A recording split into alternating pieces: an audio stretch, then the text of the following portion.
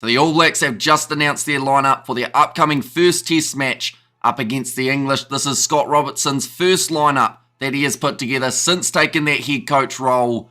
And it looks like a pretty strong one. Overall, not too many surprises, but we will be looking through at the lineup right now. Starting with the front row, it is number 1, Ethan de Groot, number 2, Cody Taylor, and number 3, Tyrell Lomax. No real changes compared to what we saw last year under Ian Foster. Razor seems to think that combination will go all right as well, which is why you're stuck with that front row. In the locking duo, it is Scott Barrett at number 4, of course, taking on his first role as captain for the All Blacks here. And then number 5, Patrick Tuipulotu. He had a phenomenal Super Rugby Pacific final up against the Chiefs. And if he can continue that form, that will be a formidable locking duo. I think that the big concern, of course, is the fact that they've only got 3 locks. So the last thing they want in this first match is an injury, or else you have to start digging deep into your depth after the first contest. In the loose forward trio, it is Sama Penifino at number 6, number 7, Dalton Papali'i, and then number 8, Ardie Savia, who of course is one of the 2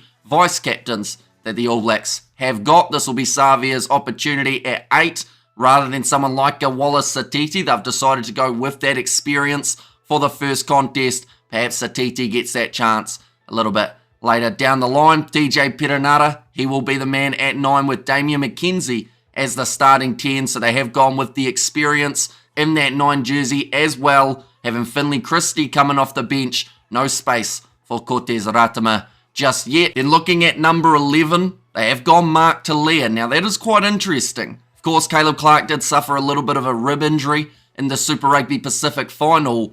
But out of all the players who could have gone on that left wing, I'm quite surprised they've gone with Mark Talia. Definitely when you see that number 14, they've gone with Sevu Reece, who spent a majority of his Crusaders season playing on that left wing. And Mark Talia spent all season playing on the right. So they've made that switch for the All Blacks. It'll be interesting. See how that one goes. Down in Dunedin, of course, it's going to be extremely cold. There might be quite a kicking-orientated game. Talia's form has gone a little bit downhill just when it comes to catching the ball, but hopefully goes all right.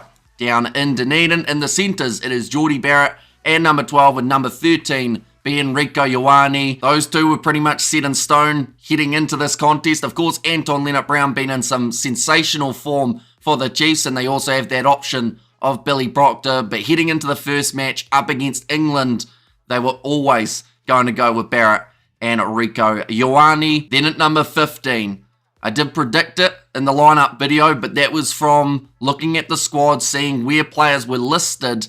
Stephen Perofeta is the number 15. Now, Beauden Barrett was listed as a fly half, which is why I wasn't sure whether or not they'd stick him in that number 15 jersey, but Perofeta, he was down as an outside back. So I think Razor really backs him, and of course Leon McDonald also in the coaching staff. He's seen him at the Blues. They know he's got potential, and he's going to have a big match on his hands up against the English. A lot of high balls to go after and a lot of returning of the kicks for Stephen Perofeta. But looking through at the impact players off the bench, 16, this man certainly does bring the impact. That is a Safo Amor, a bulldozer for the Hurricanes. He will be replacing Cody Taylor later on. And at the contest, Ofa Tuangafasi as the number 17. And then number 18, Fletcher Null, known for his scrummaging. Scott Robertson would have seen that time and time again for the Crusaders. They also had the options of Tamaiti Williams and Pasilio Tosi, but instead going with Tuangafasi as well as Fletcher Null. Tupavai at number 19 with number 20 being Luke Jacobson. Couple Chiefs representatives. Jacobson offers you that versatility of being able to play 6, 7, and 8, which is where some people felt Ethan Blackadder could have slotted into the side. Perhaps he picked up an injury in training or something along those lines. In the back replacements, Finley Christie, number 21, number 22, Anton Leonard-Brown, and then number 23, Beauden Barrett. Now, I don't think we need to read too far into the fact that Barrett is listed as 23 rather than 22. Normally, if he was replacing the fly half, he would be the 22 jersey. But Anton Leonard-Brown has got that one, so I guess maybe there's a chance we might see Beauden at 15 for some stage throughout this contest. But that is the All Blacks starting lineup and reserves. Their first test of 2024 taking place in Dunedin at 7:05 p.m. on Saturday night.